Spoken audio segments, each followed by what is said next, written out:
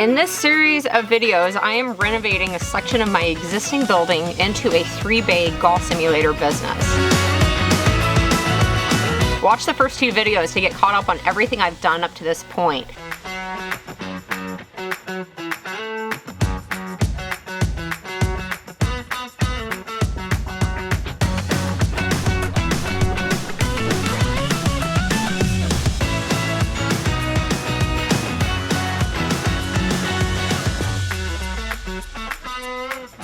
Not bad for 2 days of work, but now let's jump into the next big step, which is building a sound wall. 2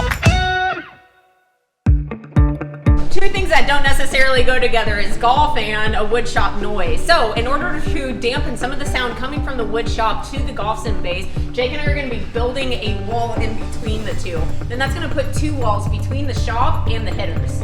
We're going to be building this wall completely different than any of the others, but remember that none of them are structural. Since the roof is at an angle, I first went through and attached what will be the top plate to the underside of the metal beam. Drilling into metal isn't as easy as wood, but it is doable. I would clamp my board into place, then try and get my body high enough up to use my shoulder to push up into the drill. This is easier than only trying to use my forearms as the pushing force. That pre-drill is just to get through the wood, and then I'm coming back with some metal self-tapping screws in order to get up into this beam. Ooh, hot metal, down the shirt, no focus. Oh! At the time I was using traditional squeeze clamps, but I wish I would have had these new Rockler one-handed clamps instead. These would allow me to hold my board in place with one hand and clamp down with the other. By pulling the lever on the clamp, the jaws automatically shut for you to then apply pressure. Absolutely brilliant.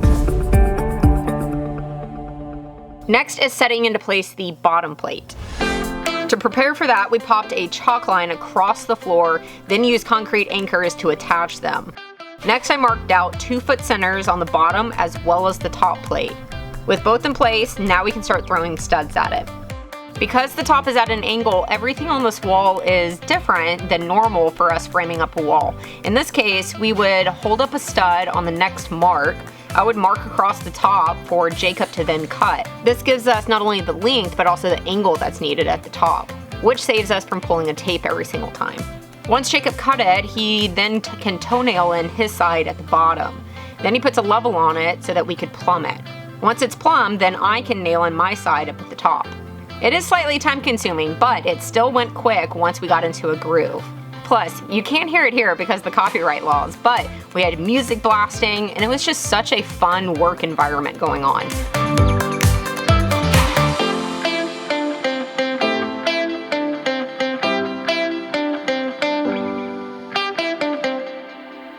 While Jake and I were doing the wall, the woodshed employees were in and out of the space working on that large order, and then Gary was over there working on wiring.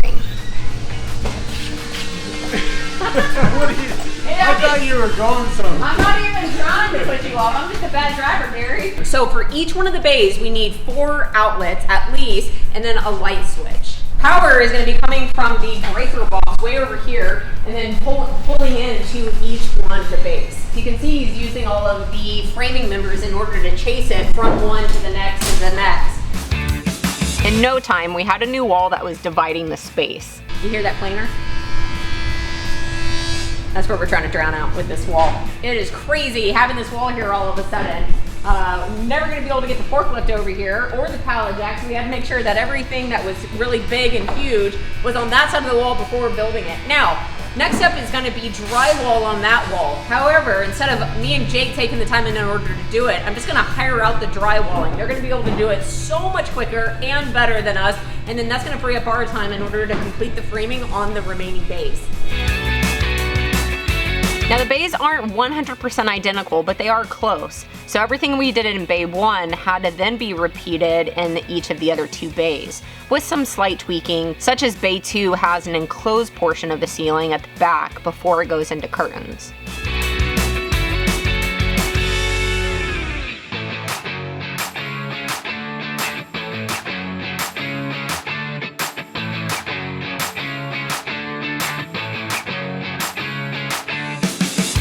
Okay, so on day 3, hung the OSB now that this sound wall is up. OSB needs to be wherever golf balls can hit. So doing those, still need to carry it up to the ceiling, but the rest of this wall is going to be drywall. Then moving over here, we're doing the ceiling, the same treatment that we did in this first bay where we're hanging 2x10s across.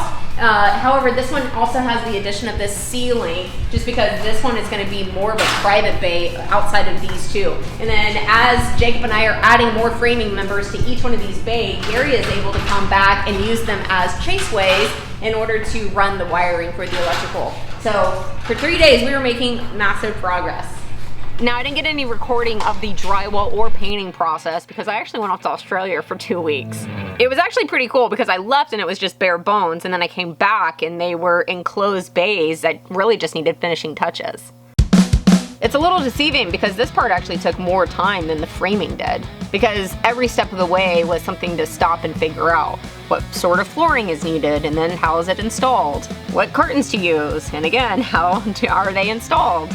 Yes, they make high impact screens for golf, but again, how is it hung, and then how is it tightened? Every step of the way was a new thing to figure out, and that's why I always say resourcefulness will always be the best tool you can put in your toolbox, because then no matter what you're facing, if you can be resourceful and have the tenacity to figure it out, there's nothing you can't figure out. The great thing about being a builder is that regardless of where you want to go, I also want to be a golfer. I wanted to build the golf simulator business. You can do everything yourself, and it's incredibly empowering. And the transferring ability of the skill set, I get so thankful that I got into this and like really dug deep into it.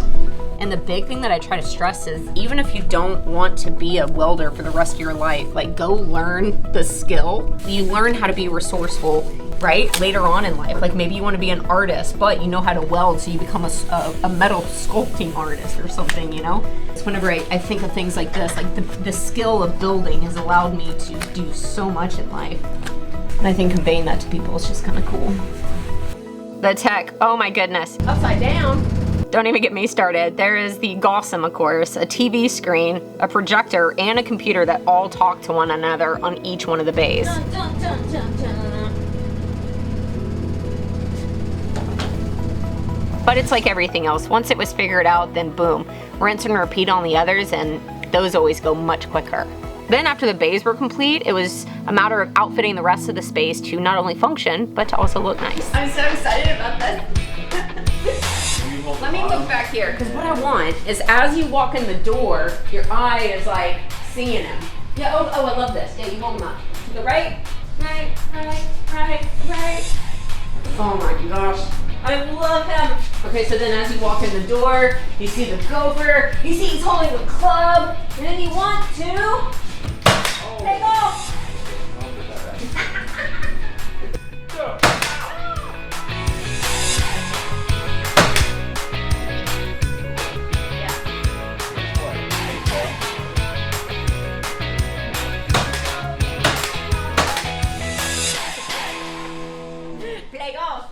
I definitely still have a lot of the remnants of it being the woodshed, because I put so much time and effort and love into making these cookies that I could not get rid of them.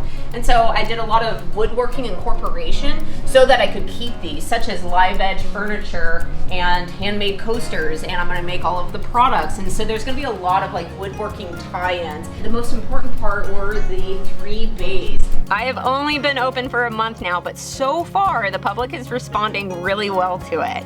I tell you guys, it is an insane feeling to think about something for months, to really consider what the space needs and how it will function best, and then see it come into existence. Not only to see it come into existence, but to be the one to bring it into existence.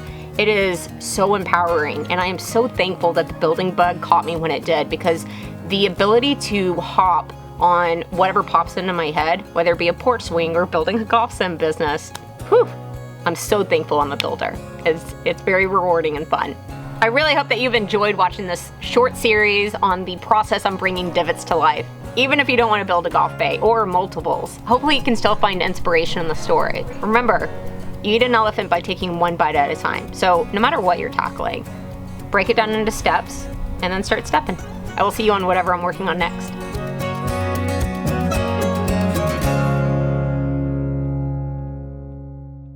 Wait, what do you even do? No, all the way. No, we got work to do. This is gonna be enough. How do you do this? This should work. You want practice round? Yeah. Squat. Yeah. And then you go. Oh, you don't use your arms. This is Just like, yeah, you just use this the is feet. ridiculous. Oh my god. Hey, I'll start back here. Oh, okay, halfway in the bank. You got a handicap. Okay, I like that. Oh, we got a handicap.